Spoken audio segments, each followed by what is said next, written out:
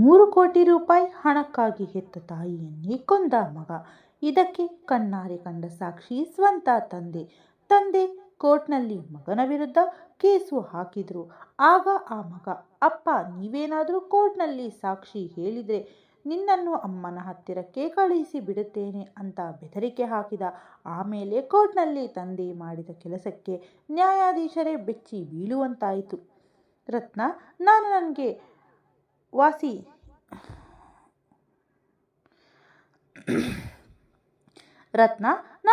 ವಸಿ ನಡ್ಕೊಂಡು ಬರ್ತೀನಿ, ಬಾಗಿಲು ಹಾಕೋ ಅಂತ ಹೆಂಡತಿಯನ್ನ ಕರೆದು ಹೇಳಿದರು ವೆಂಕಟೇಶ್ ಅವರು. ರೀ, ಮನೆಯಲ್ಲಿ ತರಕಾರಿ ಖಾಲಿಯಾಗಿದೆ, ಬರುವಾಗ ಹಂಗೆ ತಗೊಂಡು ಬನ್ನಿ ಅಂದ್ಲು ಹೆಂಡತಿ. ಇವತ್ತೇ ಬೇಕಾ ರತ್ನ? ಹೌದು ರೀ. ಸರಿ, ಹಾಗಾದರೆ ಹೋಗಿ ಬರ್ತೀನಿ ಅಂತ ವೆಂಕಟೇಶ್ ಅವರು ನಡೆದುಕೊಂಡು ಹೊರಟರು. ಗೆಳೆಯರ ಜೊತೆ ಸುಮಾರು 1 ಗಂಟೆಯ ಕಾಲ ತೋಟದಲ್ಲಿ ನಡೆದಾಡಿ ವಾಪಸ್ ಬರುವಾಗ ತರಕಾರಿ ಕೊಳ್ಳಲು ಹೋದರು. ನಮಸ್ಕಾರ ವೆಂಕಟೇಶ್ ಅವರೇ, ಬಹಳ ದಿನ ಆಯಿತು, ನಿಮ್ಮನ್ನ ಈ ಕಡೆ ನೋಡೇ ಇಲ್ಲ ಅಂತ ತರಕಾರಿ ಮಾರುವ ಕೃಷ್ಣ ಕೇಳಿದ. ಮನೆಯಲ್ಲಿ ಇರೋದು ಇಬ್ಬರೇ ಮುದುಕರು, ಎಷ್ಟು ಅಂತ ತರಕಾರಿ ತಿನ್ನೋಣ ಹೇಳು ಕೃಷ್ಣ? ಹಾಗೆ ದಿನಕ್ಕೂ ತರಕಾರಿ ಬೆಲೆ ಗಗನಕ್ಕೇರ್ತಾ ಇದೆ, ಸ್ವಲ್ಪ ನೋಡಿ ಖರ್ಚು ಮಾಡಬೇಕಾಗುತ್ತದೆ ಅಂತ ನಗುತ್ತಾ ಹೇಳಿದರು ವೆಂಕಟೇಶ್ ಅವರು. ನಿಜ ಬಿಡಿ ವೆಂಕಟೇಶ್ ಅವರೇ. ಸರಿ, ಯಾವ ತರಕಾರಿ ಬೇಕು ಹೇಳಿ ಅಂತ ಕೃಷ್ಣ ಕೇಳಿದ. ಸ್ವಲ್ಪ ಹೆಚ್ಚಿಸಿ 1 ಕಿಲೋ ಉಳ್ಳಾಗಡ್ಡಿ, ಆಲೂಗಡ್ಡಿ ಮತ್ತು ಹೂಕೋಸು ಕೊಡು ಸಾಕು ಅಂದರು. ತರಕಾರಿಯನ್ನೆಲ್ಲ ಒಂದು ಚೀಲಕ್ಕೆ ಹಾಕಿ ಅದರಲ್ಲೇ ಸ್ವಲ್ಪ ಕರಿಬೇವು ಮತ್ತು ಕೊತ್ತಂಬರಿ ಸೊಪ್ಪನ್ನು ಇಟ್ಟು ವೆಂಕಟೇಶ್ ಅವರ ಕೈಗೆ ಕೊಡುತ್ತಾನೆ. ₹150 ಆಯಿತು ಅಂದ ಕೃಷ್ಣ. ವೆಂಕಟೇಶ್ ಅವರು ತಮ್ಮ ಅಂಗಿಯ ಜೇಬಿನಿಂದ ₹100 ನೋಟನ್ನು ತೆಗೆದು, ಕೃಷ್ಣ ಸದ್ಯಕ್ಕೆ ಈ ₹100 ಇಟ್ಕೋ, ಹಣ ತಂದಿದ್ದೆ, ಆದರೆ ದಾರಿಯಲ್ಲಿ ಔಷಧಿ ತೆಗೆದುಕೊಳ್ಳಬೇಕಾಗಿ ಬಂತು, ಅದಕ್ಕೆ ಖರ್ಚಾಯಿತು, ಉಳಿದ ₹50ನ ಮುಂದಿನ ಸಲ ಬಂದಾಗ ಕೊಡ್ತೀನಿ ಅಂದರು. ವೆಂಕಟೇಶ್ ಅವರೇ, ಎಷ್ಟು ವರ್ಷಗಳಿಂದ ನೀವು ನನ್ನ ಹತ್ತಿರ ತರಕಾರಿ ತಗೊಳ್ತಾ ಇದ್ದೀರಾ? ನಾನು ಎಂದಾದರೂ ನಿಮ್ಮನ್ನು ಹಣ ಕೇಳಿದ್ದೇನಾ? ದುಡ್ಡು ಇದ್ದಾಗ ಕೊಡಿ, ಈ ₹100ನೇ ನೀವು ಇಟ್ಕೊಳ್ಳಿ ಅಂದ ಕೃಷ್ಣ. ಇಲ್ಲ ಕೃಷ್ಣ, 2-3 ದಿನದಲ್ಲೇ ಬಂದು ಕೊಡ್ತೀನಿ ಎನ್ನುತ್ತಾ ವೆಂಕಟೇಶ್ ಅವರು ಮನೆಗೆ ಹೊರಟರು. ಬಂದ್ರಿ, ಇದೇನ್ರಿ ಬೇರೆಯವರಲ್ಲಿ ಇಷ್ಟೊಂದು ತೊಯ್ಕೊಂಡು ಬಂದಿದ್ದೀರಾ? ಸಂತೆಗೆ ನಡ್ಕೊಂಡು ಹೋದ್ರಾ ಅಂತ ವೆಂಕಟೇಶ್ ಅವರ ಹೆಂಡತಿ ರತ್ನ ಕೇಳಿದ್ಲು. ಹೌದು ಎನ್ನುವಂತೆ ತಲೆಯಾಡಿಸಿದರು ವೆಂಕಟೇಶ್ ಅವರು. ಬಾಡಿಗೆ ಗಾಡಿಯಲ್ಲಿ ಹೋಗಿ ಅಂತ ಎಷ್ಟು ಸಲ ಹೇಳಿದ್ರು, ನನ್ನ ಮಾತು ಕೇಳಲ್ಲ ನೀವು ಅಂತ ಗಂಡ ತಂದ ತರಕಾರಿ ಚೀಲವನ್ನು ನೋಡಿ, ಇದೇನ್ರಿ ಬರೀ 2-3 ತರಕಾರಿ ತಂದಿದ್ದೀರಾ ಅಂತ ಕೇಳಿದ್ಲು. ಮತ್ತೆ ಇನ್ನೇನು ಮಾಡಲಿ ರತ್ನ, ಜೇಬಿನಲ್ಲಿ ಬರೀ ₹100 ಅಷ್ಟೇ ಇತ್ತು, ಈ ತರಕಾರಿಯನ್ನು ಸಾಲ ಮಾಡಿ ತಂದಿದ್ದೀನಿ, ತರಕಾರಿ ಅವನಿಗೆ ದುಡ್ಡು ಮದ್ದಿನ ಖರ್ಚಿಗಾಯಿತು ಅಂತ ಸುಳ್ಳು ಹೇಳಬೇಕಾಗಿ ಬಂತು. ಮಗ ದೊಡ್ಡ ಸರ್ಕಾರಿ ಅಧಿಕಾರಿ ಅಂತ ಜನಕ್ಕೆ ಹೇಳಿಕೊಳ್ಳೋಕೆ ಅಷ್ಟೇ ಹೊರತು ಜೇಬಿನಲ್ಲಿ 1 ಕಾಸು ಇಲ್ಲ ಅಂತ ಹೇಳುವಾಗ ವೆಂಕಟೇಶ್ ಅವರ ಕಣ್ಣುಗಳು ತುಂಬಿ ಬಂದವು. ನಿಮ್ಮ ಹತ್ತಿರ ಸಂಬಳ ಹಣ ಖಾಲಿಯಾಗಿದ್ದರೆ ಆನಂದನಿಗೆ ಫೋನ್ ಮಾಡಿ ದುಡ್ಡು ಕಳಿಸೋಕೆ ಹೇಳಬಹುದಿತ್ತಲ್ಲವೇ? ಇನ್ನು ಕೈಗೆ ದುಡ್ಡು ಬರಲು 2-3 ದಿನ ಬೇಕಾಗುತ್ತದೆ ಅಂದ್ಲು ರತ್ನ. ಆದರೆ ರತ್ನ, ನಮ್ಮ ಮಗನಿಗೆ ತಿಳಿಯಬೇಕಲ್ಲವೇ?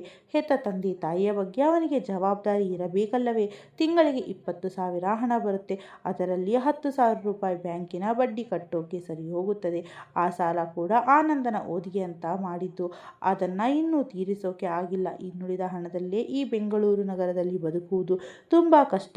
ಯಾವ ಮಗನಿಗಾಗಿ ನಮ್ಮ ಆಸೆಗಳನ್ನೆಲ್ಲ ಸಾಯಿಸಿಕೊಂಡು ಇಷ್ಟು ವರ್ಷ ಬದುಕಿದೆವೋ, ಅದೇ ಮಗ ಇವತ್ತು ತನ್ನ ತಂದೆ ತಾಯಿಯನ್ನು ಬಿಟ್ಟು ದೊಡ್ಡ ಬಂಗಲೆಯಲ್ಲಿ ಇದ್ದಾನೆ. ಈ ವಯಸ್ಸಿನಲ್ಲಿ ತಂದೆ ತಾಯಿಗೆ ಮಗನ ಆಸರೆ ಬೇಕು ಅಂತ ಅವನಿಗೆ ಗೊತ್ತಾಗಲ್ವಾ ಅಂತ ಮನಸ್ಸಿನ ನೋವನ್ನು ಹೆಂಡತಿಯ ಮುಂದೆ ತೋರಿಸಿಕೊಂಡರು. ಗಂಡನ ಮಾತುಗಳನ್ನು ಕೇಳಿ ರತ್ನ ಕಣ್ಣೀರು ಹಾಕಿದರು. ಸ್ವಲ್ಪ ಹೊತ್ತಿಗೆ ಕಣ್ಣೀರನ್ನು ಒರೆಸಿಕೊಳ್ಳುತ್ತಾ, ಇದೇನು ನೀವು ಈ ದಿನಗಳಲ್ಲಿ ಮಕ್ಕಳು ತಮ್ಮ ಇಷ್ಟದಂತೆಯೇ ಇರುತ್ತಾರೆ, ಅದರಲ್ಲಿ ಏನು ತಪ್ಪಿದೆ? ಮಕ್ಕಳ ಸಂತೋಷದಲ್ಲೇ ತಂದೆ ತಾಯಿಯ ಸಂತೋಷ ಇರೋದು ಅಂದ್ಲು ರತ್ನ. ಇನ್ನು ನಿಲ್ಲಿಸು ರತ್ನ, ಯಾವಾಗಲೂ ಮಗ ಮತ್ತು ಸೊಸೆಯನ್ನು ಬೆಂಬಲಿಸಿಕೊಂಡು ಬರ್ತೀಯಾ ಅಂತ ವೆಂಕಟೇಶ್ ಅವರು ಕೋಪದಿಂದ ಹೇಳಿದ್ದಕ್ಕೆ ರತ್ನ ಸುಮ್ಮನೆ ನಿಂತು ಬಿಟ್ಟರು. 5 ನಿಮಿಷದ ಮೌನದ ನಂತರ, ನಿಮ್ಮ ನೋವು ನನಗೆ ಅರ್ಥವಾಗುತ್ತದೆ, ಆದರೆ ನೀವೇ ಮನಸ್ಸನ್ನು ಸಮಾಧಾನ ಮಾಡಿಕೊಳ್ಳಿ, ಆನಂದನಿಗೆ ಫೋನ್ ಮಾಡಿ ಅಂತ ಗಂಡನ ಕೈಗೆ ಮೊಬೈಲ್ ಕೊಟ್ಟಳು ರತ್ನ. ವೆಂಕಟೇಶ್ ಅವರು ಮಗನ ನಂಬರ್ಗೆ ಫೋನ್ ಮಾಡಿದರು. ಬಹಳ ಹೊತ್ತು ಫೋನ್ ರಿಂಗ್ ಆದರೂ ಯಾರೂ ಫೋನ್ ಎತ್ತಲಿಲ್ಲ. ಮತ್ತೆ ಫೋನ್ ಮಾಡುತ್ತಲೇ ಇದ್ದರು. ಕೊನೆಗೆ ಬಹಳ ಸಲ ಪ್ರಯತ್ನಿಸಿದ ನಂತರ ಮಗ ಆನಂದ್ ಫೋನ್ ಎತ್ತಿದ. ಆದರೆ ತಂದೆಯ ಮಾತು ಕೇಳುವ ಮುನ್ನವೇ ಆನಂದ್ ಹೀಗಂದ, ಅಪ್ಪ, ಸದ್ಯಕ್ಕೆ ನಾನು ತುಂಬ ಕೆಲಸದಲ್ಲಿದ್ದೇನೆ, ನಾನು ನಿಮ್ಮ ಜೊತೆ ಮಾತನಾಡುತ್ತೇನೆ ಅಂತ ಫೋನ್ ಇಟ್ಟು ಬಿಟ್ಟ. ಏನಾಯ್ತಾ ಆನಂದ್, ಫೋನ್ ಎತ್ತಲಿಲ್ವಾ ಅಂತ ರತ್ನ ಕೇಳಿದಾಗ ವೆಂಕಟೇಶ್ ಅವರು ಹೀಗಂದರು, ಫೋನ್ ಎತ್ತಿದ. ಆದರೆ ಹೆತ್ತ ತಂದೆಯ ಜೊತೆ ಮಾತನಾಡಲು ಸಮಯವಿಲ್ಲವಂತೆ ನಿನ್ನ ಮಗನಿಗೆ. ನಾಳೆ ಮಾತನಾಡುತ್ತೀನಿ ಅಂತ ಫೋನ್ ಕಟ್ ಮಾಡ್ದ. ಹೌದು, ದೊಡ್ಡ ಅಧಿಕಾರಿ ಅಲ್ವಾ, ನಿಜವಾಗಿಯೂ ಏನೋ ಕೆಲಸವಿರಬಹುದು. ನಾನು ನಿಮಗೊಂದು ಚಹಾ ತರ್ತೀನಿ ಅಂತ ರತ್ನ ಅವರು ಅಡುಗೆ ಮನೆಗೆ ಹೋದರು. ಮರುದಿನ ವೆಂಕಟೇಶ್ ಅವರು ಮಗನ ಫೋನ್ಗಾಗಿ ಕಾಯುತ್ತಿದ್ದರು. ಆದರೆ ಫೋನ್ ಬರಲೇ ಇಲ್ಲ. ಹೆತ್ತವರಿಗೆ ಒಂದು ಫೋನ್ ಮಾಡದಷ್ಟು ಕೆಲಸದಲ್ಲಿದ್ದಾನಾ ನಿನ್ನ ಮಗ ಎಂದು ಹೆಂಡತಿಯನ್ನು ನೋಡುತ್ತಾ ಅಷ್ಟರಲ್ಲೇ ಮೊಬೈಲ್ ಸದ್ದಾಯಿತು. ನೋಡಿದ್ರಾ, ಫೋನ್ ಬಂತು, ಅವನೇ ಮಾಡಿರಬೇಕು. ನೀವು ಅಂದುಕೊಳ್ಳುವಷ್ಟು ಕೆಟ್ಟವನಲ್ಲ ನನ್ನ ಮಗ ಅಂದ್ಲು ರತ್ನ. ದೇವರೇ, ನಿನಗೆ ಹೆಂಗೆ ಹೇಳಲಿ, ನಿನ್ನ ಮಗ ಮಾಡಿಲ್ಲ, ನನ್ನ ಗೆಳೆಯ ವರ್ಮಾ ಫೋನ್ ಮಾಡಿರೋದು ಎನ್ನುತ್ತಾ ವೆಂಕಟೇಶ್ ಫೋನ್ ಎತ್ತಿದ. ಹೆಲೋ ವೆಂಕಟೇಶ್, ಹೇಗಿದ್ದೀಯಾ, ಆರೋಗ್ಯವಾಗಿದ್ದೀಯಾ? ಎಲ್ಲ ಚೆನ್ನಾಗಿದೆ ವರ್ಮಾ, ನೀನು ಹೇಳು, ಏನು ವಿಷಯ? ಎಲ್ಲ ಚೆನ್ನಾಗಿದ್ದರೆ ನೀನೇ ನಾವು ಯಾಕೆ ಔತಣಕೂಟಕ್ಕೆ ಬರಲಿಲ್ಲ ಅಂತ ಗೆಳೆಯ ಕೇಳಿದ. ಪಾರ್ಟಿನ? ಯಾವ ಪಾರ್ಟಿ ಅಂತ ವೆಂಕಟೇಶ್ ಅವರು ಆಶ್ಚರ್ಯದಿಂದ ಕೇಳಿದರು. ನೀನೇನು ವೆಂಕಟೇಶ್, ನಿನ್ನೆ ನಿನ್ನ ಮಗ ಮತ್ತು ಸೊಸೆ ಮದುವೆ ದಿನ ಅಂತೆ. ಎಲ್ಲರನ್ನೂ ಕರೆದು ದೊಡ್ಡ ಹೋಟೆಲ್ನಲ್ಲಿ ಪಾರ್ಟಿ ಕೊಟ್ಟಿದ್ದಾರೆ. ನೀನು ಹೋಗಲಿಲ್ವಾ? ಬೇರೆಯವರ ಮೂಲಕ ನನಗೆ ಈ ವಿಷಯ ತಿಳಿಯಿತು ಎಂದ ಗೆಳೆಯ ವರ್ಮಾ. ಇದನ್ನು ಕೇಳಿದ ವೆಂಕಟೇಶ್ ಅವರಿಗೆ ತುಂಬ ಕೋಪ ಬಂತು. ಸ್ವಲ್ಪ ಹೊತ್ತು ಏನು ಮಾತನಾಡದೆ ಸುಮ್ಮನೆ ನಿಂತು ಬಿಟ್ಟರು. ಹಲೋ ವೆಂಕಟೇಶ್, ಏನಾಯಿತು, ಇದ್ದೀಯಾ ಎಂದು ಗೆಳೆಯ. ಆಗ ವೆಂಕಟೇಶ್ ಅವರು ತಮ್ಮನ್ನು ತಾವು ನಿಭಾಯಿಸಿಕೊಂಡು, ಹೌದು, ಮಕ್ಕಳು ಕರೆದಿದ್ದರು, ಆದರೆ ನನಗೆ ತುಂಬ ತಲೆನೋವು ಇತ್ತು, ಅದಕ್ಕೆ ಹೋಗೋಕ್ಕೆ ಆಗಲಿಲ್ಲ ಅಂದರು. ಹೊರಗಿನ ಊಟ ನಮಗೆ ಆಗಿ ಬರಲ್ವಾ ಅಲ್ವಾ, ಅದಕ್ಕೆ ಹೋಗಲಿಲ್ಲ ಎಂದರು. ನಿಜವಾಗಿಯೂ ಒಂದು ಮಾತು ಒಪ್ಪಬೇಕು, ಇವತ್ತು ನಿನ್ನ ಮಗ ಈ ಮಟ್ಟಕ್ಕೆ ಇದ್ದಾನೆ ಎಂದರೆ ನೀನು ಇಷ್ಟು ವರ್ಷ ಪಟ್ಟ ಕಷ್ಟವೇ ಕಾರಣ. ದೊಡ್ಡ ದೊಡ್ಡ ವ್ಯಕ್ತಿಗಳ ಜೊತೆ ಕೂಡುವ ಮಟ್ಟಕ್ಕೆ ಮಗನನ್ನು ಬೆಳೆಸಿದ್ದೀಯ, ಇದೆಲ್ಲ ನಿನ್ನ ತ್ಯಾಗ ಅಂತ ವರ್ಮಾ ಹೇಳುತ್ತಲೇ ಇದ್ದ. ಆದರೆ ವೆಂಕಟೇಶ್ ಅವರು ಕಣ್ಣೀರು ತುಂಬಿದ ಕಣ್ಣುಗಳಿಂದ ಕೇಳುತ್ತಿದ್ದರು. ಸ್ವಲ್ಪ ಹೊತ್ತು ಮಾತನಾಡಿ ಫೋನ್ ಇಟ್ಟರು. ವೆಂಕಟೇಶ್ ಅವರು ಗಂಡನ ಮಾತುಗಳನ್ನು ಕೇಳಿದ ರತ್ನ, ನೀವು ಫೋನ್ನಲ್ಲಿ ಯಾಕೆ ಸುಳ್ಳು ಹೇಳಿದ್ರಿ? ನಿನ್ನೆ ನಿಮಗೇನು ತಲೆನೋವು ಇರಲಿಲ್ಲವಲ್ಲ ಅಂತ ಕೇಳಿದ್ಲು. ರತ್ನ, ನಿನ್ನೆ ನಿನ್ನ ಮಗ ಮತ್ತು ಸೊಸೆಯ ಮದುವೆ ದಿನವಂತೆ. ತಿಳಿದವರನ್ನ, ದೊಡ್ಡವರ ಅಧಿಕಾರಿಗಳನ್ನ ಕರೆದು ದೊಡ್ಡ ಹೋಟೆಲ್ನಲ್ಲಿ ಪಾರ್ಟಿ ಕೊಟ್ಟಿದ್ದಾರಂತೆ. ಅದಕ್ಕೆ ಆನಂದನಿಗೆ ನಮ್ಮ ಜೊತೆ ಮಾತನಾಡಲು ಸಮಯವಿರಲಿಲ್ಲ ಎಂದರು ವೆಂಕಟೇಶ್ ಅವರು. ಇದನ್ನು ಕೇಳಿದ ರತ್ನ ಆಶ್ಚರ್ಯದಿಂದ, ಹೌದಲ್ಲ, ನಿನ್ನೆ ಆಗಸ್ಟ್ 12 ಆನಂದನ ಮದುವೆಯ ದಿನ. ಈ ವಿಷಯವನ್ನು ನಾವು ಹೆಂಗೆ ಮರೆತು ಬಿಟ್ವಿ? ಬಹುಶಃ ಅದಕ್ಕೆ ಮಗ ಸೊಸೆ ನಮ್ಮ ಮೇಲೆ ಕೋಪ ಮಾಡಿಕೊಂಡಿದ್ದಾರೇನೋ ಅಂದ್ಲು ರತ್ನ. ನೀನು ಪ್ರತಿಯೊಂದಕ್ಕೂ ಅವರನ್ನು ಬೆಂಬಲಿಸಬೇಡ. ನಾವು ಶುಭ ಹಾರೈಸಿಲ್ಲ ಅಂದ ಮಾತ್ರಕ್ಕೆ ಹೆತ್ತವರನ್ನು ಕರೆಯಲ್ವೇ? ನಿಜ ಏನೆಂದರೆ ಅಂತಹ ದೊಡ್ಡ ಜನರ ಮುಂದೆ ನಮ್ಮನ್ನು ಕರೆಯುವುದು ಆ ಸೊಸೆಗೆ ಇಷ್ಟ ಇರಲ್ಲ. ಹೆಂಡತಿ ಹೇಳಿದಂತೆ ಕೇಳುವವನು ನಮ್ಮ ಮಗ, ಅದಕ್ಕೆ ಅವನೇ ಕರೆದಿಲ್ಲ. ವರ್ಮಾ ಹೇಳಿದ. ಅಲ್ಲಿಗೆ ದೊಡ್ಡ ದೊಡ್ಡ ಹುದ್ದೆಯಲ್ಲಿ ಇರುವವರು ಬಂದಿದ್ದರಂತೆ. ಇವಾಗ ಹೇಳು, ನಿನ್ನ ಮಗ ಮಾಡಿದ್ದನ್ನು ಇನ್ನೂ ಬೆಂಬಲಿಸ್ತೀಯಾ? ಕನಿಷ್ಠ ತಂದೆ ತಾಯಿಯನ್ನು ಕರೆಯುವ ಸೌಜನ್ಯವೂ ಇಲ್ಲ ಅವನಿಗೆ ಅಂತ ಹೆಂಡತಿಗೆ ವಿಷಯ ಹೇಳುತ್ತಲೇ ಇದ್ದರು ವೆಂಕಟೇಶ್ ಅವರು. ಅಷ್ಟರಲ್ಲೇ ವರ್ಮಾ ಕಡೆಯಿಂದ ಮೊಬೈಲ್ಗೆ ಆ ಕಾರ್ಯಕ್ರಮದ ಚಿತ್ರಗಳು ಮತ್ತು ವಿಡಿಯೋಗಳು ಬಂದವು. ಅವುಗಳನ್ನು ನೋಡಿದ ವೆಂಕಟೇಶ್ ಮತ್ತು ರತ್ನ ಇಬ್ಬರು ಬೆರಗಾದರು. ನಿಜವಾಗಿಯೂ ಅಲ್ಲಿಗೆ ಮಂತ್ರಿಗಳು, ಪ್ರಸಿದ್ಧ ವ್ಯಕ್ತಿಗಳು ಬಂದಿದ್ದರು. ಹಾಗೆ ಸೊಸೆಯ ತಂದೆ ತಾಯಿ ಮತ್ತು ಉಳಿದ ನೆಂಟರೆಲ್ಲ ಬಂದಿದ್ದರು. ಆ ಮಧುರವಾದ ಕ್ಷಣದಲ್ಲಿ ಸೊಸೆಯ ಹೆತ್ತವರು ಅವರ ಪಕ್ಕದಲ್ಲಿಯೇ ನಿಂತಿದ್ದರು. ಆ ಫೋಟೋಗಳನ್ನು ನೋಡಿ ವೆಂಕಟೇಶ್ ದಂಪತಿಗಳು ಮೌನವಾಗಿ ಬಿಟ್ಟರು. ನಂತರ 2 ದಿನ ಮನೆಯ ಖರ್ಚು ನಡೆಸುವುದು ತುಂಬ ಕಷ್ಟವಾಗಿತ್ತು. 3ನೇ ದಿನ ವೆಂಕಟೇಶ್ ಅವರ ಸಂಬಳದ ಹಣ ಕೈಗೆ ಬಂತು. ಮೊದಲಿಗೆ ತರಕಾರಿ ಮಾರುವವನಿಗೆ ಹಣ ಕೊಡಲು ಹೋದರು. ಹಣ ಕೊಟ್ಟು ಮನೆಗೆ ಬರುವಾಗ ದಾರಿಯಲ್ಲಿ ಹಣ್ಣಿನ ಅಂಗಡಿಯಿಂದ ಹೆಂಡತಿಗೆ ಇಷ್ಟವಾದ ಹಣ್ಣುಗಳನ್ನು ಕೊಂಡು ತಂದರು. ಯಾಕ್ರಿ ಇಷ್ಟೊಂದು ಖರ್ಚು ಅಂದ್ಲು ರತ್ನ.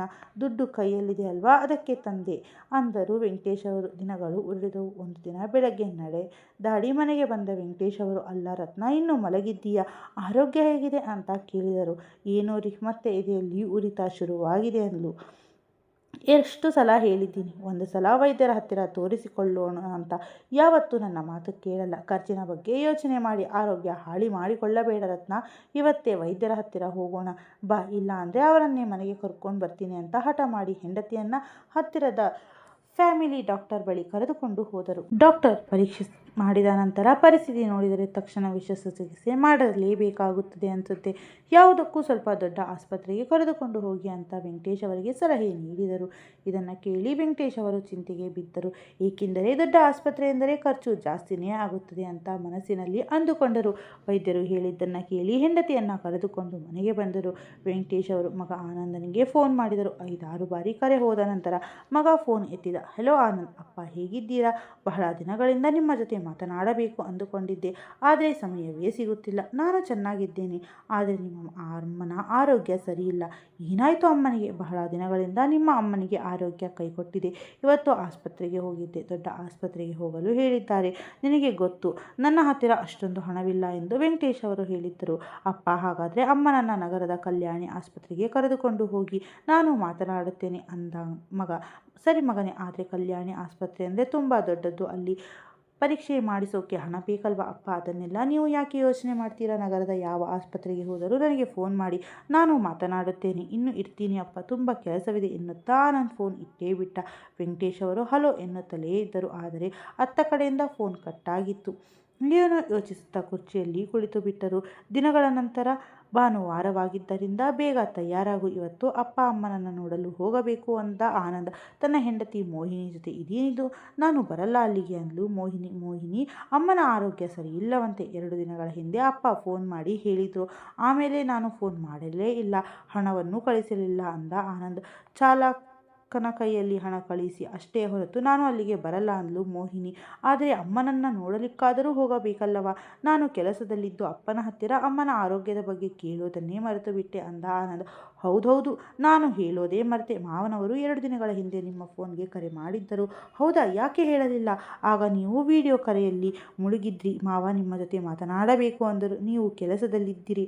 ಆಮೇಲೆ ಫೋನ್ ಮಾಡಿಸ್ತೀನಿ ಅಂತ ಹೇಳಿ ಫೋನ್ ಇಟ್ಟೆ. ಮಾವ ಮಾತನಾಡಿದ ರೀತಿ ನೋಡಿದರೆ ಅಷ್ಟೊಂದು ಗಾಬರಿ ಪಡುವ ವಿಷಯ ಅನಿಸಲಿಲ್ಲ. ಹೌದಾ ಎನ್ನುತ್ತಾ ಆನಂದ್ ತಕ್ಷಣವೇ ತಂದೆಗೆ ಫೋನ್ ಮಾಡಿದ. ಆದರೆ ಫೋನ್ ಬ್ಯುಸಿ ಅಂತ ಬಂತು. ನಾನು ಹೊರಡ್ತೀನಿ ಅಂತ ಆನಂದ್ ಹೊರಟ. ಸ್ವಲ್ಪ ಹೊತ್ತಿಗೆ ವೆಂಕಟೇಶ್ ಅವರ ಮನೆಗೆ ಮುಂದೆ ದೊಡ್ಡ ಕಾರು ಬಂದು ನಿಂತಿತ್ತು. ಅದರಿಂದ ಆನಂದ್ ಇಳಿದು ಮನೆಯೊಳಗಡೆ ಹೋದ. ಆಗ ವೆಂಕಟೇಶ್ ಅವರು ತಮ್ಮ ಗೆಳೆಯನ ಜೊತೆ ಮಾತನಾಡುತ್ತಿದ್ದರು. ಆನಂದ್ ಒಳಗೆ ಹೋಗುತ್ತಲೇ, ಹೇಗಿದ್ದೀರಾ ಅಪ್ಪ ಎನ್ನುತ್ತಾ ಜೇಬಿನಿಂದ 10,000 ರೂಪಾಯಿ ತೆಗೆದು ಪಕ್ಕದಲ್ಲಿದ್ದ ಮೇಜಿನ ಮೇಲೆ ಇಟ್ಟ. ಅಲ್ಲೇ ಇದ್ದ ಫೋನ್ ಕಡೆ ನೋಡುತ್ತಾ, ಅಪ್ಪ, ನಾನು ಎಷ್ಟು ಸಲ ಫೋನ್ ಮಾಡಿದೆ, ಆದರೆ ನಿಮ್ಮ ಫೋನ್ ಬ್ಯುಸಿ ಬರ್ತಾ ಇತ್ತು. ನಿಮ್ಮ ಮೊಬೈಲ್ ಸರಿಯಾಗಿ ಕೆಲಸ ಮಾಡ್ತಾ ಇಲ್ವಾ ಅಂದ ಆನಂದ್. ಹೌದಾ? ಮತ್ತು ನಾನು 2 ದಿನಗಳಿಂದ ಫೋನ್ ಮಾಡ್ತಾನೇ ಇದ್ದೀನಿ, ಒಂದು ಸಲನೂ ಮಾತನಾಡಲಿಲ್ಲ, ಯಾಕೆ ಅಂದರು ವೆಂಕಟೇಶ್ ಅವರು. ಅಯ್ಯೋ ಅಪ್ಪ, ಏನಂತ ಹೇಳಲಿ, ನಾನು ತುಂಬ ಕೆಲಸದಲ್ಲಿದ್ದೆ. ನೀವು ಫೋನ್ ಮಾಡಿದ್ದಾಗ ಮುಖ್ಯಮಂತ್ರಿಗಳ ಜೊತೆ ಮಾತನಾಡುತ್ತಿದ್ದೆ. ಮಗನೇ ಆನಂದ್, ನೀನು ಫೋನ್ ಎತ್ತಲಿಲ್ಲ ಅಂತ ಸೊಸೆಯ ನಂಬರ್ಗೆ ಸಹ 10 ಸಲ ಫೋನ್ ಮಾಡಿದ್ದೆ, ಬೇಕಿದ್ರೆ ನೋಡು ಅಂತ ತಮ್ಮ ಮೊಬೈಲ್ ತೋರಿಸಿದರು ವೆಂಕಟೇಶ್ ಅವರು. ಬಹುಶಃ ಮೋಹಿನಿ ಫೋನ್ ಆಫ್ ಆಗಿತ್ತೇನೋ. ಅಪ್ಪ, ಸರಿ, ಸಿಹಿ ತಿನ್ನಿ, ನನಗೆ ಬಡ್ತಿ ಸಿಕ್ತಿದೆ. ಈಗ ನಾನು ಮುಖ್ಯ ಕಾರ್ಯದರ್ಶಿಯಾಗಿದ್ದೀನಿ ಅಂದ ಆನಂದ್. ಪಕ್ಕದಲ್ಲೇ ನಿಂತಿದ್ದ ವೆಂಕಟೇಶ್ ಅವರ ಗೆಳೆಯ ಭೂಷಣ್ ಅವರನ್ನು ನೋಡುತ್ತಾ, ಅಂಕಲ್, ನೀವು ತಿನ್ನಿ ಎನ್ನುತ್ತಾ, ಅಮ್ಮ ಬೇಗ ಹೊರಗೆ ಬಾ, ನಿನಗೆ ಇಷ್ಟವಾದ ಸಿಹಿ ತಂದಿದ್ದೀನಿ, ಮುಖ್ಯವಾದ ವಿಷಯ ಹೇಳಬೇಕು ನಿನಗೆ ಅಂತ ತಾಯಿಯನ್ನು ಕರೆದ. ಆನಂದ್, ನಿನ್ನ ಅಮ್ಮ ರತ್ನ ಈ ಲೋಕವನ್ನು ಬಿಟ್ಟು ಹೊರಟು ಹೋದಳು ಅಂತ ಕಣ್ಣೀರು ಹಾಕಿದರು ವೆಂಕಟೇಶ್ ಅವರು. ತಂದೆಯ ಮಾತು ಕೇಳಿ ಆನಂದನಿಗೆ ಆಘಾತವಾಯಿತು. ಬರೀ ನಿನ್ನ ಬೇಜವಾಬ್ದಾರಿಯಿಂದ ನನ್ನ ರತ್ನ ನನ್ನನ್ನು ಬಿಟ್ಟು ಹೋದಳು ಅಂತ ವೆಂಕಟೇಶ್ ಅವರು ರೋಧಿಸಿದರು. ಅಪ್ಪ, ಏನಂತಿದ್ದೀರಾ ನೀವು? ಅಷ್ಟರಲ್ಲೇ ಅಲ್ಲಿದ್ದ ಗೆಳೆಯ ಭೂಷಣ್, ಆನಂದ, ನಿಮ್ಮ ಅಪ್ಪ ನೀನು ಹೇಳಿದಂತೆ ಕಲ್ಯಾಣಿ ಆಸ್ಪತ್ರೆಗೆ ನಿಮ್ಮ ಅಮ್ಮನನ್ನು ಕರೆದುಕೊಂಡು ಹೋಗಿದ್ದರು. ಆದರೆ ಅವರು ಕೇಳಿದಷ್ಟು ಹಣ ಕಟ್ಟಲು ಅವರ ಹತ್ತಿರ ಇರಲಿಲ್ಲ. ಅದಕ್ಕೆ ನಿಮ್ಮ ಅಮ್ಮನನ್ನು ಸೇರಿಸಿಕೊಳ್ಳಲಿಲ್ಲ. ನಿಮ್ಮ ಅಪ್ಪ ಆಸ್ಪತ್ರೆಯವರ ಹತ್ತಿರ ಕೈ ಮುಗಿದು ಬೇಡಿಕೊಂಡರು. ಅದೇ ಸಮಯದಲ್ಲಿ ನಿನಗೆ ಫೋನ್ ಮಾಡಿದರು, ಆದರೆ ನೀನು ಫೋನ್ ಎತ್ತಲಿಲ್ಲ. ಅಷ್ಟರಲ್ಲೇ ಆಗಬಾರದ ಅನಾಹುತ ನಡೆದೇ ಹೋಯಿತು ಎಂದರು ಭೂಷಣ್ ಅವರು. ಇದೆಲ್ಲ ಕೇಳಿದ ಆನಂದ್ ಜೀವವಿಲ್ಲದವನಂತೆ ನಿಂತು ಬಿಟ್ಟ. ಮಗನ ನಿರ್ಲಕ್ಷ್ಯದಿಂದ ತಾಯಿ ಕಣ್ಣು ಮುಚ್ಚಿದಳು. ಸ್ವಲ್ಪ ಹೊತ್ತಿಗೆ ತನ್ನನ್ನು ತಾನು ನಿಭಾಯಿಸಿಕೊಳ್ಳುತ್ತಾ, ಹಾಗಾದರೆ ಅಮ್ಮನ ಅಂತ್ಯ ಸಂಸ್ಕಾರ ಅಂತ ಕೇಳಿದ. ಎಷ್ಟು ಸಲ ನಿನಗೆ ವಿಷಯ ಹೇಳಲು ಪ್ರಯತ್ನಿಸಿದರು, ನೀನು ಸೊಸೆ, ಯಾರೂ ಫೋನ್ ಎತ್ತಲೇ ಇಲ್ಲ. ಅದಕ್ಕೆ ನಾನೇ ಎಲ್ಲ ಕಾರ್ಯಗಳನ್ನು ಮುಗಿಸಿಬಿಟ್ಟೆ. ಎಲ್ಲವೂ ಮುಗಿದು 2 ದಿನ ಆಯಿತು ಎಂದರು ವೆಂಕಟೇಶ್ ಅವರು. ಅಮ್ಮನ ಅಂತ್ಯ ಸಂಸ್ಕಾರ ಅಂತ ಕೇಳಿದ. ಎಷ್ಟು ಸಲ ನಿನಗೆ ವಿಷಯ ಹೇಳಲು ಪ್ರಯತ್ನಿಸಿದರು, ನೀನು ಸೊಸೆ, ಯಾರೂ ಫೋನ್ ಎತ್ತಲೇ ಇಲ್ಲ. ಅದಕ್ಕೆ ನಾನು ಎಲ್ಲ ಕಾರ್ಯಗಳನ್ನು ಮುಗಿಸಿಬಿಟ್ಟೆ. ಎಲ್ಲವೂ ಮುಗಿದು 2 ದಿನ ಆಯಿತು ಎಂದರು ವೆಂಕಟೇಶ್ ಅವರು.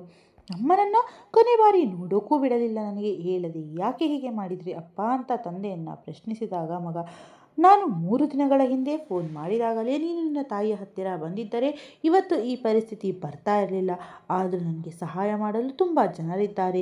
ಇನ್ಮೇಲೆ ನಿನ್ನ ಅಗತ್ಯ ನನಗಿಲ್ಲ, ಹೊರಡು ನನ್ನ ಮನೆಯಿಂದ. ಈ ಹಣವನ್ನು ತೆಗೆದುಕೊಂಡು ಹೋಗು, ಇನ್ಮೇಲೆ ಇದರ ಅಗತ್ಯವಿಲ್ಲ ಅಂದರು ವೆಂಕಟೇಶ್ ಅವರು. ಆನಂದ್ ಬೇಸರದಿಂದ ಮನೆಗೆ ಹೋಗಿ ನಡೆದಿದ್ದೆಲ್ಲವನ್ನ ಮೋಹಿನಿಗೆ ಹೇಳಿದ. ಅಪ್ಪ ಹಿಂಗೆ ಮಾಡೋಕ್ಕೆ ಸಾಧ್ಯ? ಅಮ್ಮನನ್ನು ಕೊನೆ ಬಾರಿ ನೋಡೋಕ್ಕೂ ಬಿಡಲಿಲ್ಲ ಅಂದ. ಅಲ್ವಾ? ಮಾವ ಅತ್ತೆನ ಅಂಥ ಸಂಸ್ಕಾರವನ್ನು ಇಷ್ಟ ಬೇಗ ಯಾಕೆ ಮಾಡಿದ್ರು ಅಂದ್ಲು ಮೋಹಿನಿ. ಮೋಹಿನಿ, ಅಪ್ಪ ನಿನ್ನ ಫೋನ್ಗೂ ಕರೆ ಮಾಡಿದ್ದರು. ನೀನು ಆ ದಿನ ಫೋನ್ ಎತ್ತಿ ಅಸಲಿ ವಿಷಯವನ್ನು ತಿಳಿದುಕೊಂಡಿದ್ದರೆ ಈ ಪರಿಸ್ಥಿತಿ ಬರ್ತಾನೇ ಇರಲಿಲ್ಲ ಅಂತ ಮೋಹಿನಿ ಫೋನ್ನಲ್ಲಿದ್ದ ಕರೆಗಳನ್ನು ತೆರೆಸಿದ ಆನಂದ್. ಆದರೆ ಆನಂದ್, ಅದು ತಿಳಿಯದ ನಂಬರ್ ಅಂತ ನಾನು ಎತ್ತಲಿಲ್ಲ. ಅದು ಮಾವನ ನಂಬರ್ ಅಂತ ನನಗೆ ಹೇಗೆ ಗೊತ್ತಾಗುತ್ತೋ ಅಂದ್ಲು ಮೋಹಿನಿ. 2 ದಿನಗಳು ಕಳೆದವು. ಒಂದು ದಿನ ಬೆಳಗ್ಗೆ ಮೋಹಿನಿಯ ತಂದೆ ಫೋನ್ ಮಾಡಿದರು. ಮೋಹಿನಿ ಫೋನ್ ಎತ್ತಿದಳು. ಮೋಹಿನಿ, ಬೇಗ ಟಿವಿ ಹಾಕು, ಸುದ್ದಿ ನೋಡು ಅಂದರು. ಆದರೆ ಅಪ್ಪ, ವಿಷಯ ಏನು ಎನ್ನುತ್ತಾ ಟಿವಿ ಹಾಕಿದಳು ಮೋಹಿನಿ. ಅಲ್ಲಿ ತುರ್ತು ಸುದ್ದಿ ಬರುತ್ತಿತ್ತು. ಮೊದಲನೇ ಬಾರಿಗೆ ನ್ಯಾಯಾಲಯದಲ್ಲಿ ಇಂತಹ ಒಂದು ಕೇಸ್ ದಾಖಲಾಗಿದೆ. ತನ್ನ ಹೆಂಡತಿಯ ಹೃದಯಾಘಾತದಿಂದ ಸಾಯಲು ಮಗನೇ ಕಾರಣ ಅಂತ ಮಗನ ಮೇಲೂ ಕೇಸ್ ಹಾಕಿದ ತಂದೆ ತನಿಖೆ ನಡೆಯಲು ನ್ಯಾಯಾಲಯ ಆದೇಶ ನೀಡಿದೆ. ಹೆತ್ತ ತಾಯಿಯ ಕೊಲೆ ಆರೋಪ ಎದುರಿಸುತ್ತಿರುವ ಬೇರೆ ಯಾರೂ ಅಲ್ಲ, ಮುಖ್ಯ ಕಾರ್ಯದರ್ಶಿ ಆನಂದ್ ಕುಮಾರ್. ಸುದ್ದಿ ನೋಡಿದ ಮೋಹಿನಿ ಮತ್ತು ಆನಂದ್ ಕಾಲ ಕೆಳಗಿನ ನೆಲ ಸರಿದಂತಾಯಿತು. ಅಷ್ಟರಲ್ಲೇ ಟಿವಿಯಲ್ಲಿ ವೆಂಕಟೇಶ್ ಅವರು ಕಾಣಿಸಿಕೊಂಡರು. ವರದಿಗಾರರು ವೆಂಕಟೇಶ್ ಅವರನ್ನು ಕೇಳಿದರು, ನಿಮ್ಮ ಹೆಂಡತಿ ಹೃದಯಾಘಾತದಿಂದ ತೀರಿಕೊಂಡಿದ್ದಾರೆ, ಆದರೆ ಮಗನ ಮೇಲೆ ಕೊಲೆ ಆರೋಪ ಯಾಕೆ ಮಾಡ್ತಿದ್ದೀರಾ? ಇದು ಕೊಲೆಯೇ? ನನ್ನ ಮಗನ ಬೇಜವಾಬ್ದಾರಿಯಿಂದಲೇ ನನ್ನ ಹೆಂಡತಿ ತೀರಿಕೊಂಡಿದ್ದು. ಸಮಯಕ್ಕೆ ಸರಿಯಾಗಿ ವೈದ್ಯಕೀಯ ನೆರವು ಸಿಕ್ಕಿದ್ದರೆ ನನ್ನ ಹೆಂಡತಿ ಬದುಕುತ್ತಿದ್ದಳು. ಪ್ರಸ್ತುತ ನನ್ನ ತರಹದ ವೃದ್ಧರು ತುಂಬ ಜನ ಮಕ್ಕಳ ನಿರ್ಲಕ್ಷ್ಯದಿಂದ ನೊಂದಿಕೊಳ್ಳುತ್ತಿದ್ದಾರೆ. ಹೆತ್ತವರನ್ನ ಅಲಕ್ಷ್ಯ ಮಾಡುವ ಮಕ್ಕಳಿಗೆ ತಕ್ಕ ಪಾಠ ಕಲಿಸಬೇಕು ಅಂತ ಯೋಚಿಸಿಯೇ ನಾನು ಈ ಹೆಜ್ಜೆ ಇಟ್ಟಿದ್ದೇನೆ. ನ್ಯಾಯಾಲಯದ ಮೇಲೆ ಸಂಪೂರ್ಣ ನಂಬಿಕೆ ಇದೆ ಎಂದರು ವೆಂಕಟೇಶ್ ಅವರು. ಇದೆಲ್ಲ ನೋಡಿ ಮಗ ಸೊಸೆ ಬಾಯಿ ಬಿಟ್ಟರು. ಸ್ವಲ್ಪ ಹೊತ್ತಿಗೆ ವೆಂಕಟೇಶ್ ಅವರು ಮನೆಗೆ ಬಂದರು. ಅಷ್ಟರಲ್ಲೇ ಫೋನ್ ಸದ್ದಾಯಿತು. ಹಲೋ ಅಪ್ಪ, ಇದೇನಿದು ಎಲ್ಲ ಅಂತ ಕೇಳಿದ ಆನಂದ್. ಎಷ್ಟು ಸಲ ಫೋನ್ ಮಾಡಿದರೂ ಮಾತನಾಡದ ನೀನು ಈಗ ಫೋನ್ ಮಾಡಿದ್ದೀಯಾ? ಇನ್ಮೇಲೆ ಕೋರ್ಟ್ನಲ್ಲಿ ಮಾತನಾಡೋಣ ಅಂತ ಫೋನ್ ಇಟ್ಟು ಬಿಟ್ಟರು ವೆಂಕಟೇಶ್ ಅವರು. ಅಲ್ಲೇ ಇದ್ದ ಕುರ್ಚಿಯಲ್ಲಿ ಕುಳಿತು ಕಣ್ಣು ಮುಚ್ಚಿ ಹೆಂಡತಿಯನ್ನು ನೆನೆದು ಕಣ್ಣೀರು ಹಾಕಿದರು. ಮೆಲ್ಲಗೆ ವಿಷಯ ಇಡೀ ನಗರಕ್ಕೆ ತಿಳಿಯಿತು. ಆನಂದನ್ನ ಕೆಲಸದಿಂದ ಅಮಾನತು ಮಾಡಲಾಯಿತು. ವೆಂಕಟೇಶ್ ಅವರು ತಮ್ಮ ಪರವಾಗಿ ವಾದಿಸಲು ಲಾಯರನ್ನು ನೇಮಿಸಿಕೊಂಡರು. ವಿಚಾರಣೆಯ ದಿನವೂ ಬಂದಿತ್ತು. ಮೊದಲನೇ ನ್ಯಾಯಾಧೀಶರು ವೆಂಕಟೇಶ್ ಅವರೇ, ನೀವೇನಾದರೂ ಹೇಳಲು ಬಯಸುತ್ತೀರಾ ಅಂತ ಕೇಳಿದರು. ಹೌದು ಎನ್ನುತ್ತಾ ವೆಂಕಟೇಶ್ ಅವರು ಮೊದಲು ಕೌಟುಂಬಿಕ ವೈದ್ಯರನ್ನು ಕರೆಸಿದರು. ಮೊದಲು ನನ್ನ ಹೆಂಡತಿಯನ್ನು ನಿಮ್ಮ ಬಳಿ ಕರೆತಂದಾಗ ಏನಾಯಿತು ಅಂತ ಹೇಳಿ ವೈದ್ಯರಿ. ರತ್ನ ಅವರನ್ನು ತಪಾಸಣೆ ಮಾಡಿದ ತಕ್ಷಣ ದೊಡ್ಡ ಆಸ್ಪತ್ರೆಗೆ ಕರೆದುಕೊಂಡು ಹೋಗಲು ಹೇಳಿದೆ, ಏಕೆಂದರೆ ಆಗಲೇ ಅವರಿಗೆ ಲಘು ಹೃದಯಾಘಾತವಾಗಿತ್ತು. ವೆಂಕಟೇಶ್ ಅವರ ಹತ್ತಿರ ಹಣವಿರಲಿಲ್ಲ. ಆಮೇಲೆ ಕೊಡಿ ಅಂದಿದ್ದೆ ಎಂದರು ವೈದ್ಯರು. ಈಗ ನೀವೇ ಹೇಳಿ ನ್ಯಾಯಾಧೀಶರೇ, ನನ್ನ ಹತ್ತಿರ ವೈದ್ಯರ ಶುಲ್ಕ ಕೊಡಲು ಹಣವಿಲ್ಲದಿದ್ದಾಗ ದೊಡ್ಡ ಆಸ್ಪತ್ರೆಯಲ್ಲಿ ಚಿಕಿತ್ಸೆ ಕೊಡಿಸಲು ಹೇಗೆ ಸಾಧ್ಯ? ಆಮೇಲೆ ಕಲ್ಯಾಣಿ ಆಸ್ಪತ್ರೆಯೇ ರಿಸೆಪ್ಷನಿಸ್ಟನ್ನು ಕರೆಯಲು ಹೇಳಿದರು. ನ್ಯಾಯಾಧೀಶರೇ, ಇವರನ್ನು ಕಲ್ಯಾಣಿ ಆಸ್ಪತ್ರೆಯ ರಿಸೆಪ್ಷನ್ ಹಣ ಕಟ್ಟದ ಕಾರಣ ನನ್ನ ಹೆಂಡತಿಯನ್ನು ಸೇರಿಸಿಕೊಳ್ಳಲು ನಿರಾಕರಿಸಿದರು. ಹೌದು ನ್ಯಾಯಾಧೀಶರೇ, ವೆಂಕಟೇಶ್ ಅವರು ತಮ್ಮ ಹೆಂಡತಿಯನ್ನು ಕರೆತಂದಿದ್ದರು. ಆದರೆ ಹಣ ಕಟ್ಟದ ಕಾರಣ ಚಿಕಿತ್ಸೆ ನೀಡಲು ಆಗಲಿಲ್ಲ. ಆಸ್ಪತ್ರೆಯ ನಿಯಮ ಮೀರಿ ಕೆಲಸ ಮಾಡಲು ಆಗಲ್ಲ ಅಲ್ವಾ ಅಂದ ರಿಸೆಪ್ಷನಿಸ್ಟ್. ಆಗ ವೆಂಕಟೇಶ್ ಅವರು, ನನ್ನ ಮಗ ದೊಡ್ಡ ಅಧಿಕಾರಿ, ನಾಳೆ ಬೆಳಗ್ಗೆ ಹಣ ಕಟ್ಟುತ್ತೇನೆ ಅಂತ ಹೇಳಿದ್ದರು. ಆಸ್ಪತ್ರೆಯ ಮುಖ್ಯಸ್ಥರು ಮಗನ ಜೊತೆ ಮಾತನಾಡಲು ಹೇಳಿದರು. ಆಗ ವೆಂಕಟೇಶ್ ಅವರು ಬಹಳ ಹೊತ್ತು ಮಗನಿಗೆ ಫೋನ್ ಮಾಡಿದರು. ಆದರೆ ಯಾರೂ ಫೋನ್ ಎತ್ತಲಿಲ್ಲ. ಅದಕ್ಕೆ ಚಿಕಿತ್ಸೆ ನೀಡಲಿಲ್ಲ ಅಂದ ಸ್ವಾಗತಕಾರ. ನ್ಯಾಯಾಧೀಶರೇ, ನಾನು ಆ ಸಾಯಂಕಾಲ ತುಂಬ ಸಲ ಮಗನಿಗೆ ಫೋನ್ ಮಾಡಿದ್ದೆ, ಯಾರೂ ಎತ್ತಲಿಲ್ಲ. ಕೊನೆಗೆ ಸೊಸೆ ಎತ್ತುತ್ತಿದ್ದಳು. ಆದರೆ ನಾನು ಹೇಳುವುದನ್ನು ಕೇಳದೆ ಫೋನ್ ಇಟ್ಟು ಬಿಟ್ಟಳು. ಬೇರೆ ದಾರಿ ಇಲ್ಲದೆ ಸರ್ಕಾರಿ ಆಸ್ಪತ್ರೆಗೆ ಕರೆದುಕೊಂಡು ಹೋಗುವಾಗ ದಾರಿಯಲ್ಲಿ ಅವಳು ಪ್ರಾಣ ಬಿಟ್ಟಳು ಅಂತ ಕಣ್ಣೀರಿಟ್ಟರು ವೆಂಕಟೇಶ್ ಅವರು. ಇನ್ನೊಂದಿಷ್ಟು ಹೊತ್ತು ಆನಂದ್ಗೆ ಫೋನ್ ಮಾಡಬಹುದಿತ್ತಲ್ಲವೇ? ನೀವ್ಯಾಕೆ ಅಷ್ಟು ಅವಸರ ಮಾಡಿದ್ರಿ? ಬಹುಶಃ ಅದಕ್ಕೆ ಯಾಕೆ ತೀರಿಕೊಂಡಿರಬಹುದು ಅಂದರು ಆನಂದ್ ಪರ ವಕೀಲರು. ಸುಳ್ಳು, ನಾನು ಈಗಾಗಲೇ ತುಂಬ ಸಲ ಫೋನ್ ಮಾಡಿದ್ದೆ. ರತ್ನನ ಪರಿಸ್ಥಿತಿ ಹದಗೆಟ್ಟಿದ್ದರಿಂದಲೇ ಸರ್ಕಾರಿ ಆಸ್ಪತ್ರೆಗೆ ಕರೆದುಕೊಂಡು ಹೋಗಿದ್ದೆ. ಬೇಕಿದ್ದರೆ ಅಲ್ಲಿಯ ವೈದ್ಯರನ್ನು ಕೇಳಿ ಎಂದರು ವೆಂಕಟೇಶ್ ಅವರು. ಇಬ್ಬರು ವಾದಗಳನ್ನು ಕೇಳಿದ ನ್ಯಾಯಾಧೀಶರು ಮುಂದಿನ ವಿಚಾರಣೆಯನ್ನು 5 ದಿನಗಳ ನಂತರ ಎಂದು ಹೇಳಿ ಹೊರಟರು. ತಂದೆಯನ್ನ ಕೋಪದಿಂದ ನೋಡುತ್ತಾ ಆನಂದ್ ಹೊರಟು ಹೋದ. ವೆಂಕಟೇಶ್ ಅವರು ಒಂಟಿಯಾಗಿ ಮನೆಗೆ ಬಂದರು. 5ನೇ ದಿನ ವಿಚಾರಣೆ ಶುರುವಾಯಿತು. ನಿಮಗೆ ಈ ಕೇಸಿನಿಂದ ಏನು ಬೇಕು ವೆಂಕಟೇಶ್ ಅವರೇ ಅಂತ ನ್ಯಾಯಾಧೀಶರು ಕೇಳಿದರು. ನನಗೆ 3 ಕೋಟಿ ರೂಪಾಯಿ ಬೇಕು ಅಂದರು ವೆಂಕಟೇಶ್ ಅವರು. ಅಷ್ಟೊಂದು ಹಣ ಯಾಕೆ ಅಂತ ಕೇಳಿದರು ನ್ಯಾಯಾಧೀಶರು. ಸಣ್ಣ ವಯಸ್ಸಿನಿಂದ ಮಗಳನ್ನು ಬೆಳೆಸಿ ದೊಡ್ಡವನನ್ನಾಗಿ ಮಾಡಲು ನಾನು ಮಾಡಿದ ಖರ್ಚು ಅದು ಅಂದರು ವೆಂಕಟೇಶ್ ಅವರು. ನಿಮಗೇನಾದರೂ ಹುಚ್ಚು ಹಿಡಿದಿದೆಯೇ ಅಂದ ಆನಂದ್ ಪರ ವಕೀಲರು. ನನ್ನ ಮಗನಿಗೆ 5 ವರ್ಷ ಇರುವಾಗ ಹೃದಯದ ಶಸ್ತ್ರಚಿಕಿತ್ಸೆ ಮಾಡಬೇಕಾಗಿ ಬಂತು. ಆಗ ಊರಿನಲ್ಲಿದ್ದ ಜಮೀನನ್ನು ಮಾರಬೇಕಾಯಿತು. ಆ ಜಮೀನು ಆಗ ಇದ್ದಿದ್ದರೆ ಇವತ್ತು ಅದು ಕೋಟಿ ಬೆಲೆ ಬಾಳುತ್ತಿತ್ತು. ನನ್ನ ಹೆಂಡತಿಯನ್ನು ಉಳಿಸಿಕೊಳ್ಳಬಹುದಾಗಿತ್ತು. ಹಾಗೆ ಚಿಕ್ಕಂದಿನಿಂದ ಆನಂದನಿಗೆ ದೊಡ್ಡ ಅಧಿಕಾರಿಯಾಗಬೇಕೆಂಬ ಆಸೆ ಇತ್ತು. ಆದರೆ ಓದಿಸುವಷ್ಟು ಶಕ್ತಿ ನನ್ನ ಹತ್ತಿರ ಇರಲಿಲ್ಲ. ಅದಕ್ಕೆ ಲಕ್ಷಾಂತರ ರೂಪಾಯಿ ಸಾಲ ಮಾಡಿದ್ದೆ. ಇವತ್ತಿಗೂ ಬಡ್ಡಿ ಕಟ್ತಾ ಇದ್ದೀನಿ. ಮಗನನ್ನು ಓದಿಸುವ ಯೋಗ್ಯತೆ ಇಲ್ಲದಿದ್ದರೂ ಕಷ್ಟಪಟ್ಟು ಓದಿಸಿದೆ. ಆದರೆ ಅಧಿಕಾರಿಯಾದ ಮೇಲೆ ಹೆತ್ತವರನ್ನು ಅದೇ ಹಳೆಯ ಮನೆಯಲ್ಲಿ ಬಿಟ್ಟು ಹೆಂಡತಿಯೊಂದಿಗೆ ಬಂಗಲೆಯಲ್ಲಿ ಇರುತ್ತಿದ್ದಾನೆ ಆನಂದ್. ಅಂದಿನಿಂದ ಎಲ್ಲ ಜವಾಬ್ದಾರಿಯಿಂದ ದೂರವಾಗಿದ್ದಾನೆ. ಒಬ್ಬನೇ ಮಗ, ಜೊತೆಯಲ್ಲಿ ಮಾತನಾಡಲು ಅವನನ್ನು ನೋಡಲು ಹಂಬಲಿಸುತ್ತಿದ್ದೆವು. ರತ್ನ ಸಹ ಇದೇ ವಿಷಯಕ್ಕೆ ಯಾವಾಗಲೂ ನೊಂದಿಕೊಳ್ಳುತ್ತಿದ್ದಳು. ಈ ಮಾನಸಿಕ ನೋವು ಸಹ ಅವಳ ಸಾವಿಗೆ ಒಂದು ಕಾರಣ. ನ್ಯಾಯಾಧೀಶರೇ, ಯಾಕ್ರಿ ಮಕ್ಕಳು ದೊಡ್ಡವರಾದ ಮೇಲೆ ಹೆತ್ತವರನ್ನ ಮರೆತು ಬಿಡುತ್ತಾರೆ? ಹಗಲು ರಾತ್ರಿ ಕಷ್ಟಪಟ್ಟು ಸಾಕಿದ ತಂದೆ ತಾಯಿ ಮಕ್ಕಳಿಗಾಗಿ ಕಾಯ್ತಾರೆ, ಆದರೂ ಮಕ್ಕಳು ಅಂತಹ ವೆಂಕಟೇಶ್ ಅವರು ಕಣ್ಣೀರು ಹಾಕಿದರು. ಸ್ವಲ್ಪ ಸಮಾಧಾನ ಮಾಡಿಕೊಂಡು, ಹೆತ್ತವರನ್ನ ಬೇಡ ಅಂದುಕೊಂಡಿದ್ದಾನೆ ನನ್ನ ಮಗ, ಅದಕ್ಕೆ ನನ್ನ ಹಣವನ್ನು ನನಗೆ ಕೊಡಿಸಿ ನ್ಯಾಯಾಧೀಶರೇ ಅಂದರು ವೆಂಕಟೇಶ್ ಅವರ ಮಾತು ಕೇಳಿ ನ್ಯಾಯಾಧೀಶರು ಸೇರಿದಂತೆ ಎಲ್ಲರ ಕಣ್ಣುಗಳು ತುಂಬಿ ಬಂದವು. ಅಂತಿಮ ತೀರ್ಪಿನ ದಿನ ನಿಗದಿಪಡಿಸಿ ನ್ಯಾಯಾಧೀಶರು ಹೊರಟು ಹೋದರು. ಮನೆಗೆ ಬಂದ ಆನಂದ್ ಮೋಹಿನಿ ಅಪ್ಪನಿಗೆ ಹಣ ಕೊಡಲೇಬೇಕು ಅಂದ. ನಾನು ಒಪ್ಪಲ್ಲ, ನಮ್ಮ ಮರ್ಯಾದೆಯನ್ನ ಹರಾಜು ಹಾಕಿದ್ದಾನೆ ನಿನ್ನ ತಂದೆ, ಅಂಥವನಿಗೆ ಒಂದು ಕಾಸು ಕೊಡಬೇಕಾಗಿಲ್ಲ ಅಂದ್ಲು ಮೋಹಿನಿ. ಅಲ್ಲೇ ಇದ್ದ ಮೋಹಿನಿ ತಂದೆ, ಮಗನೇ ಆನಂದ್, ನನ್ನ ಹತ್ತಿರ ಒಂದು ಒಳ್ಳೆ ಉಪಾಯ ಇದೆ ಅಂತ ತನ್ನ ಉಪಾಯವನ್ನ ಅಳಿಯನಿಗೆ ಹೇಳಿದ. ಉಪಾಯ ಕೇಳಿ ಮೋಹಿನಿಯ ಮುಖ ಅರಳಿತು. ತೀರ್ಪಿನ ದಿನ ಬಂದೇ ಬಿಟ್ಟಿತ್ತು. ವೆಂಕಟೇಶ್ ಅವರು ಮಾತನಾಡುತ್ತಾ ಮಾಧ್ಯಮಗಳ ಮುಂದೆ ನಾನು ಮಾತನಾಡಲು ಬಯಸುತ್ತೇನೆ ಎಂದರು. ನಡೆದ ಘಟನೆಯಲ್ಲಿ ನನ್ನ ಮಗ ಸೊಸೆಯ ತಪ್ಪು ಏನೂ ಇಲ್ಲ. ನಾನೇ ಹಣಕ್ಕಾಗಿ ಅವರ ಮರ್ಯಾದೆ ತೆಗೆಯಲು ಹೀಗೆ ಕೇಸು ಹಾಕಿದ್ದೆ ಎಂದರು. ಪಕ್ಕದಲ್ಲೇ ನಿಂತಿದ್ದ ಆನಂದ್ ಮತ್ತು ಮೋಹಿನಿ ಸಂತೋಷಕ್ಕೆ ಪಾರವೇ ಇರಲಿಲ್ಲ. ಮಾಧ್ಯಮದವರೆಲ್ಲ ಆಶ್ಚರ್ಯದಿಂದ ನೋಡುತ್ತಿದ್ದರು. ಮಗನೇ ಆನಂದ್, ನನ್ನನ್ನು ಕ್ಷಮಿಸು ಎನ್ನುತ್ತಾ ಮಗನ ಕೆನ್ನೆಗೆ ಜೋರಾಗಿ ಬಾರಿಸಿದರು ವೆಂಕಟೇಶ್ ಅವರು. ನಿಜವಾಗಿ ಈ ಏಟನ್ನು ಎಂದೂ ಕೊಡಬೇಕಾಗಿತ್ತು. ಯಾಕೆ ಆನಂದ್ ನನ್ನ ಹೊಡೆದೆ ಅಂದರೆ, ನಿನ್ನೆ ರಾತ್ರಿ ನನಗೆ ಆನಂದ್ ಫೋನ್ ಮಾಡಿದ್ದ. ಅಪ್ಪ, ನಿಮಗೆ 3 ಕೋಟಿ ಅಲ್ಲ 5 ಕೋಟಿ ಕೊಡ್ತೀನಿ, ಇದಕ್ಕೆಲ್ಲ ಹಣಕ್ಕಾಗಿ ಮಾಡಿದ್ದು ಅಂತ ಮಾಧ್ಯಮಗಳ ಮುಂದೆ ಒಪ್ಕೋ, ಇಲ್ಲ ಅಂದರೆ ನನ್ನ ಕೆಲಸ ಹೋಗುತ್ತದೆ. ನಾನು ಹೇಳಿದ ಹಾಗೆ ಹೇಳು, ಇಲ್ಲದಿದ್ದರೆ ನಿನ್ನನ್ನು ಬಿಡಲ್ಲ ಅಂದಿದ್ದ. ಆಗ ನಾನು ಸರಿ ಅಂದಿದ್ದೆ. ಆದರೆ ಇವತ್ತು ಮಾಧ್ಯಮಗಳ ಮುಂದೆ ಇವನ ಅಸಲಿ ಮುಖವನ್ನು ಕೇಳಿ ಎನ್ನುತ್ತಾ ಅಂದು ರಾತ್ರಿ ಮಗ ಆಡಿದ ಮಾತುಗಳನ್ನು ರೆಕಾರ್ಡಿಂಗ್ ಎಲ್ಲರಿಗೂ ಕೇಳಿಸಿದರು ವೆಂಕಟೇಶ್ ಅವರು. ಹೆತ್ತವರು ಯಾವುದಕ್ಕೆ ಬಗ್ಗುತ್ತಾರೋ, ಅಸಹಾಯಕರು ಅಂದುಕೊಂಡಿದ್ದಾರೆ. ಅಂತಹ ಕೋಪದಿಂದ ಕೇಳಿದರು. ತಂದೆಗೆ ಬೆದರಿಕೆ ಹಾಕಿದ ಸಾಕ್ಷಿ ಸಿಕ್ಕಿದ್ದರಿಂದ ಆನಂದ್ನ ಕೆಲಸ ಹೋಯಿತು. ತಂದೆಗೆ 3 ಕೋಟಿ ರೂಪಾಯಿ ಕೊಡಬೇಕು ಅಂತ ನ್ಯಾಯಾಲಯ ಅಂತಿಮ ತೀರ್ಪು ನೀಡಿತು. ಮಗನಿಂದ ಪಡೆದ 3 ಕೋಟಿ ರೂಪಾಯಿ ಹಣದಿಂದ ವೆಂಕಟೇಶ್ ಅವರು ಒಂದು ವೃದ್ಧಾಶ್ರಮವನ್ನು ಕಟ್ಟಿಸಿ ಅದಕ್ಕೆ ರತ್ನ ಆಶ್ರಮ ಅಂತ ಹೆಸರಿಟ್ಟರು. ಎಷ್ಟೋ ಅನಾಥ ವೃದ್ಧರಿಗೆ ಅಲ್ಲಿ ಆಸರೆ ನೀಡಿದರು. ಆನಂದ್ ಮತ್ತು ಮೋಹಿನಿ ಬಾಡಿಗೆ ಮನೆಯಲ್ಲಿ ಸಾಲದ ಹಣದೊಂದಿಗೆ ಕಾಲ ಕಳೆಯುತ್ತಿದ್ದರು. ಪ್ರಸ್ತುತ ಸಮಾಜದಲ್ಲಿ ನಡೆಯುತ್ತಿರುವುದು ಕೆಲವು ಘಟನೆಗಳ ಆಧಾರದ ಮೇಲೆ ಈ ಕಥೆಯನ್ನು ರಚಿಸಲಾಗಿದೆ. ಈ ಕಥೆ ನಿಮಗೀಗನ್ನಿಸ್ತು? ಇಷ್ಟವಾಗಿದ್ದರೆ ಲೈಕ್ ಮಾಡಿ, ಶೇರ್ ಮಾಡಿ, ಸಬ್ಸ್ಕ್ರೈಬ್ ಮಾಡಿ. ಮತ್ತೊಂದು ಹೊಸ ಕಥೆಯೊಂದಿಗೆ ಭೇಟಿಯಾಗೋಣ. ಅಲ್ಲಿಯವರೆಗೂ ಖುಷಿಯಾಗಿರಿ, ಆರೋಗ್ಯವಾಗಿರಿ. ಧನ್ಯವಾದಗಳು.